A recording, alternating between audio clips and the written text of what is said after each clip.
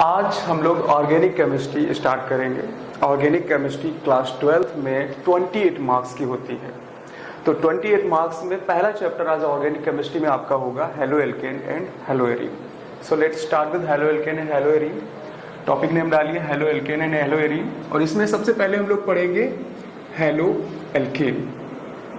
ठीक है, what is halo alkane? Last class में जब 11th में आप लोगों ने हाइड्रोकार्बन के बारे में पढ़ रखा है, और हाइड्रोकार्बन में आपने जाना था कि हाइड्रोकार्बन दो टाइप के होते हैं, एक होते हैं सैचुरेटेड हाइड्रोकार्बन और एक होते हैं अनसैचुरेटेड हाइड्रोकार्बन। तो सैचुरेटेड हाइड्रोकार्बन को ही एल्केन बोलते थे। तो देखो हेलो एल्केन को अगर हम ब्रेक करें तो हेलो एल्केन आएगा हैलोजन,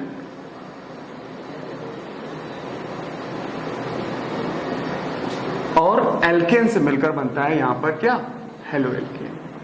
ठीक, तो कैसे डिफाइन करेंगे हेलो एल्केन को? तो सबसे पहले हम डेफिनेशन देखेंगे, इसकी डेफिनेशन क्या होगी। तो लेट्स सी डेफिनेशन। देखिए, अगर हमारे पास एल्केन है, एल्केन को रिसेंबल करते हैं RH से, यू नो एल्केन होता है RH। ठीक, अगर एल्केन से हाइड्रोजन को रिमूव करेंगे और कोई हेलोजन को लगाएंगे तो क्या बनेगा, RH। ठीक है, X क्या है, हेलोजन। कोई भी हेलोजन हो सकता है। हेलोजन आपके चार होते हैं, आपको पता है।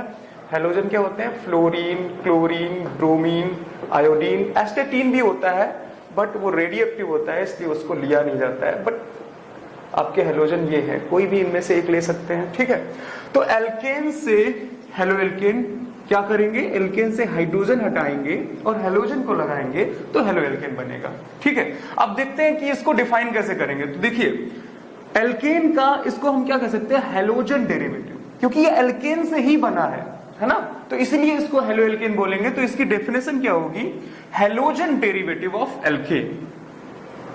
Halogen derivative of alkane is called as halo alkane. ठीक है, तो हेलो एल्केन क्या होते हैं, एल्केन के हेलोजन डेरिवेटिव होते हैं। ठीक है, तो ये है आपका यहां पर एल्केन, और एल्केन से आपने बनाया यहां पर क्या, हेलो एल्केन। ठीक है, ऑलराइट। अच्छा देखिए, आप लोग जानते हैं कि एल्केन से अगर हम हाइड्रोजन हटाते हैं तो क्या बचता है, R। लास्ट ईयर 11th में आपने देखा था कि RH से जब H को हटाते हैं तो R, वाई यहां पर ये R क्या रिसेंबल करता है, रिमेनिंग। R represent remaining. ये R यहां वर्ड कैसे आया, ये मतलब R ये जो है ये कैसे आया, सिंबल रिमेन से। ठीक, तो RH से H हटाया तो R बचा ना, और इसको हम बोलते हैं क्या, एल्किल। यानी कि जब हम एल्केन से H हटाएंगे तो हमको एल्किल ग्रुप मिलेगा। ठीक है, तो इसको हम एल्किल ग्रुप बोल सकते हैं। अब जैसे अगर हम मेथेन ले लें CH4, तो मेथेन से अगर हम H हटाते हैं तो क्या मिलता है, मेथिल, तो इसको हम बोलते हैं मेथेन। ठीक है, अगर हम एथेन ले तो एथेन से H हटाएंगे तो क्या बनेगा, C2H5, और इसको बोलेंगे एथिल। ठीक है, तो ये चीज हम लोग जानते हैं। अब देखिए, इसका दूसरा नाम हो सकता है, ये तो हो गया इसका आयुपेक नेम, ये इसका आयुपेक नेम है। ठीक है, इसका जनरल नेम क्या बनेगा, इसको हम बोलेंगे एल्किल, और हेलोजन जब किसी से अटैच होता है तो वो कहलाता है हैलाइड। तो इसका जनरल नेम यहां से आ जाएगा एल्किल हैलाइड। जनरल नेम क्या होगा यहां पर, जनरल नेम होगा एल्किल हैलाइड। ठीक है, तो हम इस हेलो एल्केन को दूसरे नाम से भी जान सकते हैं, जो हमारा है क्या, एल्किल हैलाइड। एल्किल हैलाइड होता है जनरल नेम, और हेलो एल्केन क्या है, आईयूपीएसी नेम। क्लियर? ठीक, तो ये है basic definition regarding halo alkane. Note कर लीजिए इतना। इसके बाद हम लोग पढ़ने जा रहे हैं क्लासिफिकेशन ऑफ हेलो एल्केन, कि हेलो एल्केन को कितने पार्ट में और किस बेस पर क्लासिफाइड किया गया है। Alright, just copy it.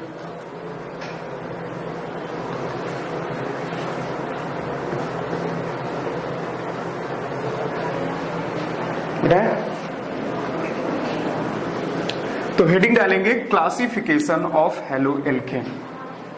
ठीक है, क्लासिफिकेशन ऑफ हेलो एल्कीन।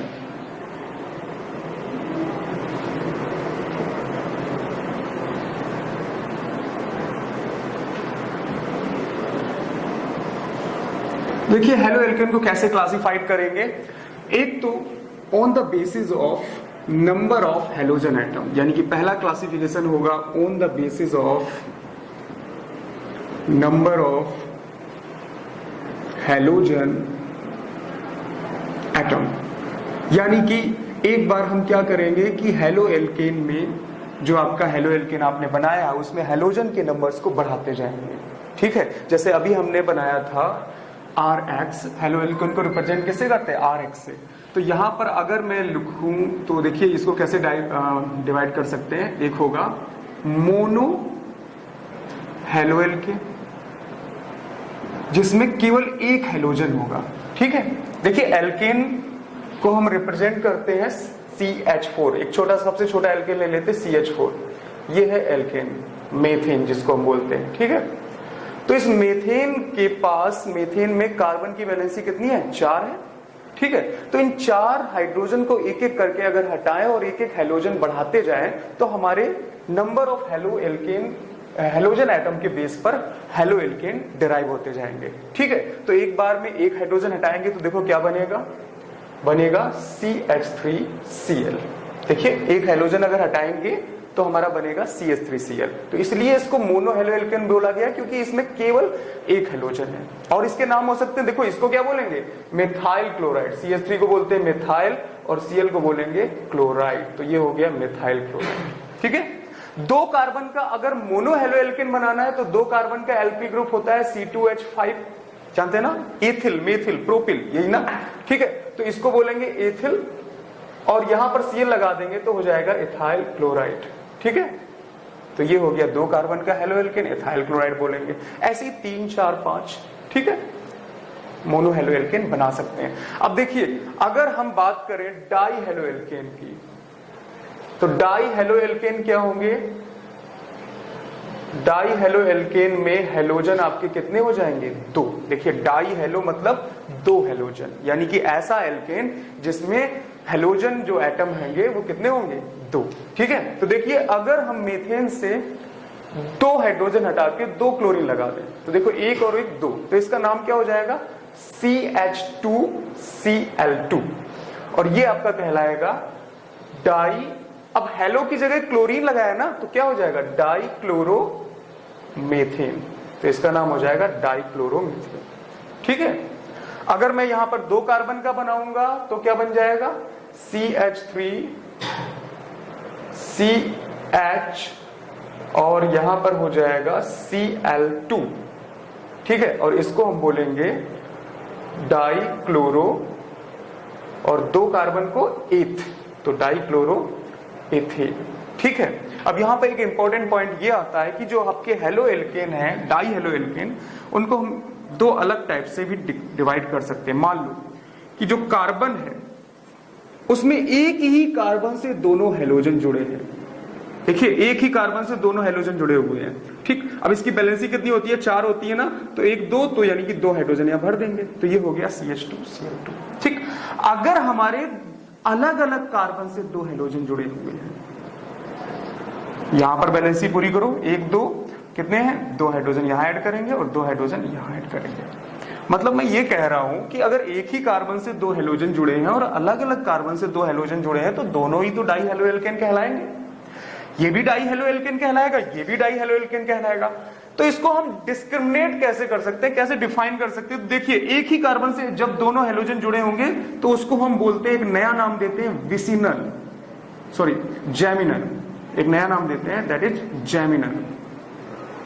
ठीक है, और 2 क्लोराइड है तो क्या हो जाएगा? जैमिनल डाई क्लोराइड, जैमिनल डाई क्लोराइड। और अगर अलग अलग कार्बन से 2 हेलोजन जुड़े हैं तो उसको हम बोलेंगे विसिनल डाई क्लोराइड। ठीक है, तो ये एक अलग नोमेनक्लेचर है, इसको भी आप नोट कर लीजिएगा।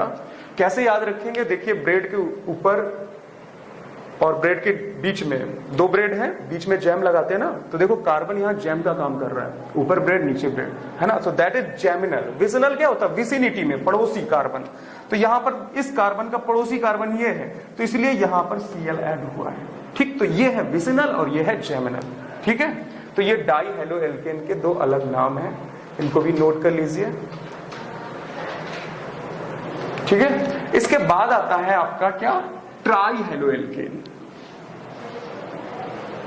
देखिए ट्राई हेलो एल्केन में हम हेलोजन कितने ले लेंगे?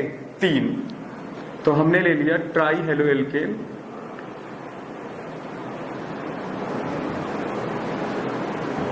और इसमें हमारे एग्जाम्पल्स बनेंगे CHCl3, बहुत ही पॉपुलर कंपाउंड है ये, जानते हैं क्या है इसका नाम? तो देखो IUPAC नेम तो ऐसे ही हो जाएगा, ट्राई Cl3 है ना, तो ट्राई क्लोरो और एक कार्बन मीथेन, बट इसका एक और नाम होता है, दैट इज क्लोरोफॉर्म, है ना। ठीक, तो ये आपका ट्राई क्लोरोमेथेन क्लोरोफॉर्म। ठीक है, तो इसलिए इसका जनरल नेम भी याद रखिए और IUPAC नेम भी याद रखिए। एक बार पूछा गया है एग्जाम में कि ट्राई क्लोरोमेथेन कैसे बनाते हैं। आगे हम लोग पढ़ेंगे हैलोफॉर्म रिएक्शन, तो हैलोफॉर्म रिएक्शन में हम क्लोरोफॉर्म बनाना सीखेंगे। तो ये चीज जानिएगा कि आपको पता है कि क्लोरोफॉर्म क्या होता है, बट उसका जनरल IUPAC नेम नहीं पता है, तो वहां पर फिर आप गलती कर जाएंगे। क्लोरोफॉर्म को ही ट्राई क्लोरोमेथेन बोलते हैं। ठीक है, 3 क्लोरो और 1 carbon, meth single bond in trichloromethane. ठीक है, तो ये आपका ट्राइक्लोरो एल्केन हो गया। इसके बाद आएगा आपका टेट्राक्लोरो एल्केन।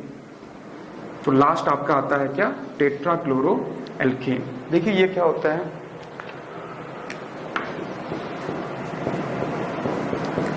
टेट्रा क्लोरो या halo, tetra halo general name लिख रहे हैं हम ना, टेट्रा हेलो एल्केन। देखिए टेट्रा हेलो एल्केन कैसे बनेगा?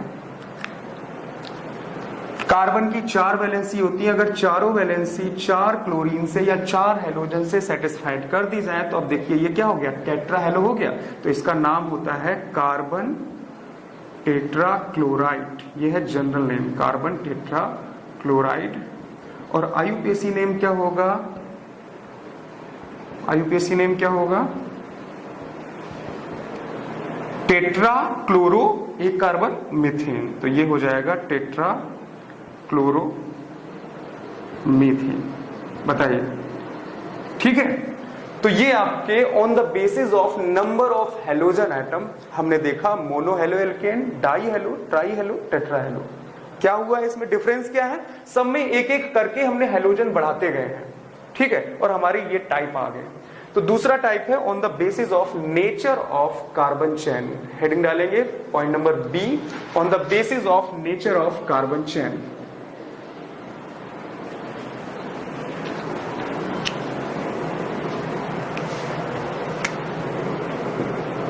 On the basis of nature of carbon chain।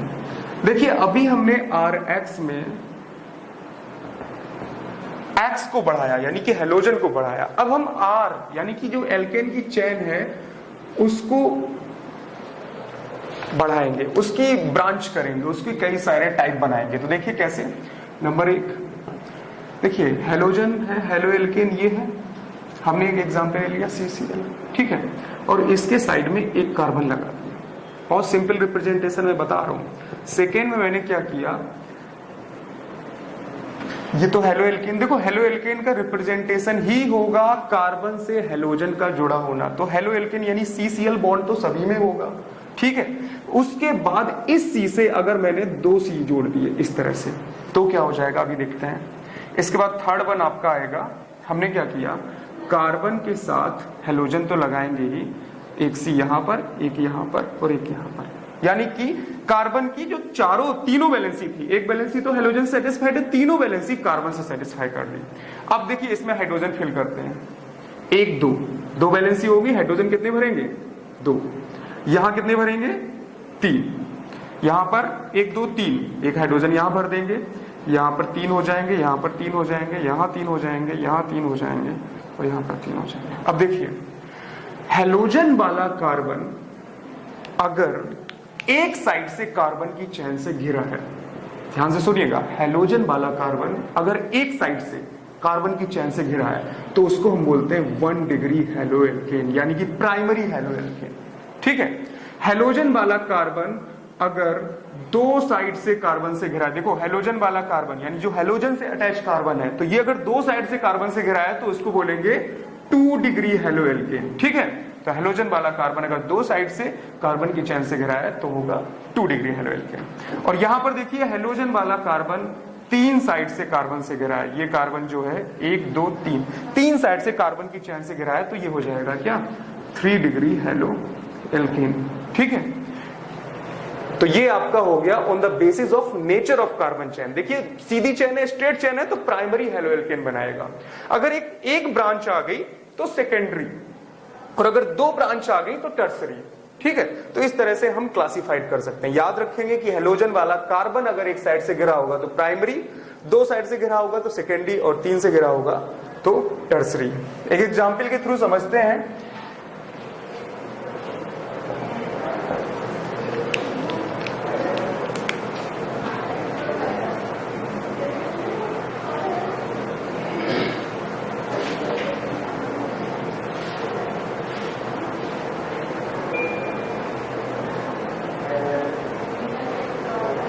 ये एक कंपाउंड है, हमें पता करना ये कौन सा हैलो एल्केन है, प्राइमरी, सेकेंडरी या टर्सरी। देखिए आपको कोई भी कंपाउंड दिखे तो उसमें सबसे पहले तो आइडेंटिफाई करो कि कहां पर हैलोजन अटैच है। तो हैलोजन इस कार्बन से अटैच है। ठीक है, तो जब हैलोजन इस कार्बन से अटैच है तो आप कहेंगे कि ये हैलोजन से अटैच कार्बन है, कौन सा, ये वाला। ये वाला कार्बन कितने साइड से कार्बन से घिरा है, एक और एक, दो साइड से। चाहे कितनी लंबी ब्रांच चेन कुछ भी हो, आपको बस ये यहां रिकॉग्नाइज करना होगा कि हैलोजन वाला कार्बन कौन सा है और वो कितने साइड से कार्बन से घिरा है। तो ये दो साइड से घिरा है, तो इसलिए ये क्या हो जाएगा 2 डिग्री हैलो एल्केन, यानी कि सेकेंडरी हैलो एल्केन। ठीक है, याद रखेंगे इस चीज को। ठीक, एक और देखते हैं।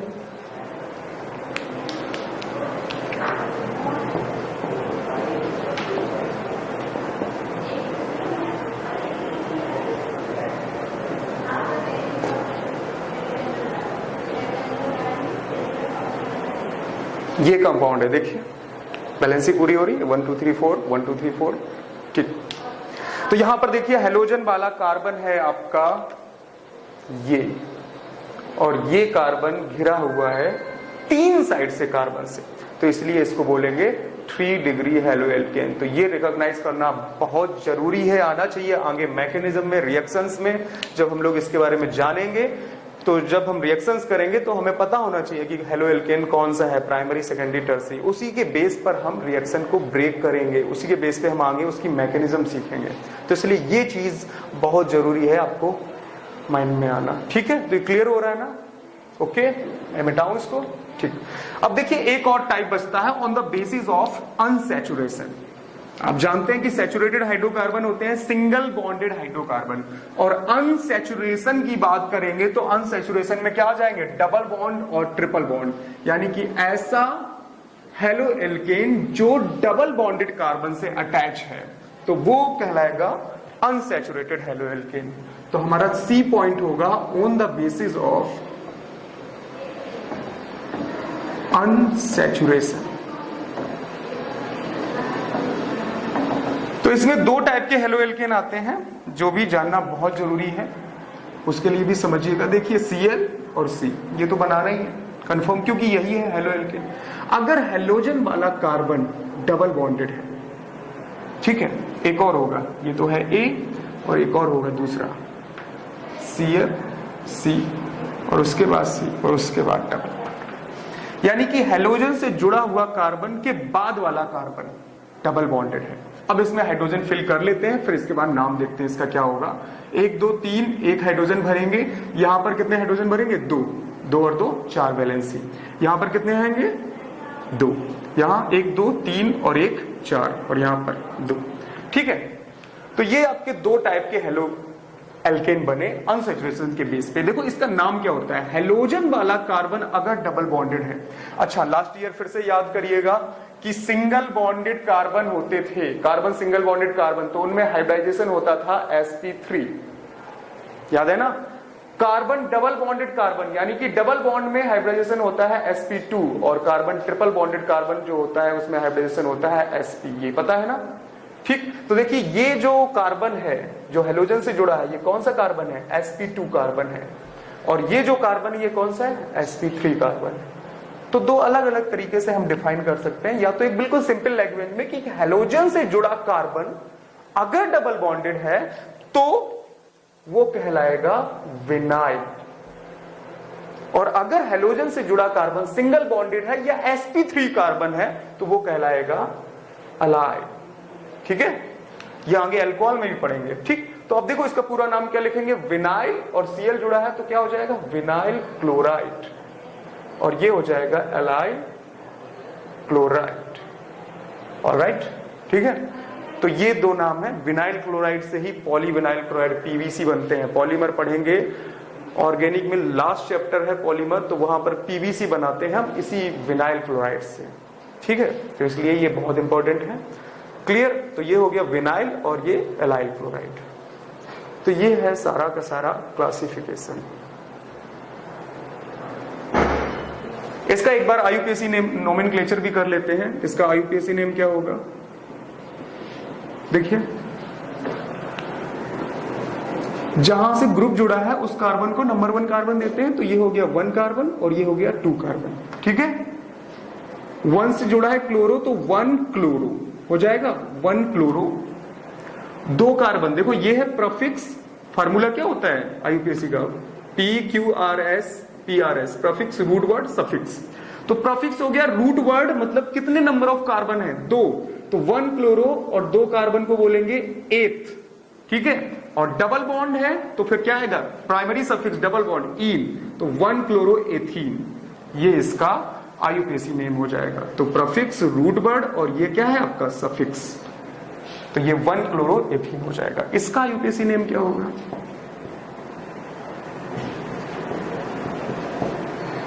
इसका आईयूपीएसी नेम बताएंगे कोई, देखिए यहां से नंबरिंग करेंगे तो ये हो जाएगा 1 2 3। ठीक, तो यहां पर देखिए इसका नाम क्या हो जाएगा, 1 क्लोरो 3 कार्बन प्रो 2E, ये इसका आईयूपीएसी नोमेनक्लेचर हो जाएगा। ठीक है, बताइए एक और इसका कर सकते हैं, देखिए इसमें से फिर सेलेक्ट करिएगा। एक ये भी रूल होता है, लास्ट ईयर आपने देखा होगा कि अगर डबल बॉन्ड अटैच है या ग्रुप अटैच है, देखो क्लोरीन जो है ये उतना फंक्शनल ग्रुप, वो मेन फंक्शनल ग्रुप नहीं कहलाता है, जैसे अल्कोहल हुआ, एल्डिहाइड हुआ, एसिड हुआ, कीटोन हुआ, तो वो फंक्शनल ग्रुप मेन होते थे, उनको हम मेन प्रेफरेंस देते थे। लेकिन अगर किसी ग्रुप में यानी कि किसी कार्बन चेन में डबल बॉन्ड भी अटैच है और क्लोरीन भी अटैच है, तो हम क्या ऐसा नोमेनक्लेचर नहीं कर सकते, यानी कि नंबरिंग यहां से नहीं कर सकते 1 2 3, ऐसा कर सकते हैं। फिर आप डिसाइड करना कौन सही है। तो देखो इसका नाम क्या हो जाएगा, 3 क्लोरो प्रोपीन, ये होगा प्रोपीन। 1 कार्बन पे डबल बॉन्ड है तो 3 क्लोरोप्रोपीन। यहां से इधर से नीचे कर रहे थे तो आ रहा था प्रोप 2E। अब बताइए इन दोनों में से कौन सही है, अनंत, ऑब्वियसली देखिए क्लोरीन ग्रुप जो होता है ये उतना प्रीफरेबल नहीं होता है। क्लोरीन एल्किल ग्रुप के आगे जब आप आईयूपीएसी नोमेनक्लेचर पढ़ते हैं तो आईयूपीएसी नोमेनक्लेचर में आपको सीनियरिटी टेबल बताई जाती है, 11th क्लास में पढ़ी होगी। सबसे पहले उसमें सल्फोनिक एसिड होता है, कार्बोक्सिलिक एसिड होता है, तो उसमें एल्कीन की पोजीशन ऊपर होती है हैलोजन से, तो इसलिए ये कंपाउंड का इसका नोमेनक्लेचर ये सही होगा। अगर डबल या ट्रिपल बॉन्ड है तो फिर क्लोरीन को प्रेफरेंस नहीं देंगे, यहां पर जरूर दे देंगे क्योंकि यहां पर 1 पर ही डबल है और 1 पर ही क्लोरो है, तो यहां पर तो कोई रीजन बनता ही नहीं है। ठीक है, यहां पर बन रहा था, तो ये वाला जो नोमेनक्लेचर है यानी कि ये जो मार्किंग है ये नहीं होगी, ये मार्किंग सही होगी, यानी नीचे वाला सही है। तो ये चीज ध्यान रखिएगा, ठीक है, नोट कर लीजिएगा। तो ये हो गए आपके नोमेनक्लेचर भी, इसमें मैंने इंक्लूड कर दिया है और क्लासिफिकेशन भी। अब हेडिंग डालेंगे आइसोमेरिज्म। हेडिंग डालिए आइसोमेरिज्म इन हेलो एल्केन। और उसके बाद हम लोग पढ़ेंगे कि कैसे हेलो एल्केन बनाए जाते हैं, what is the method of preparation. Heading डालेंगे आइसोमेरिज्म इन हेलो एल्केन।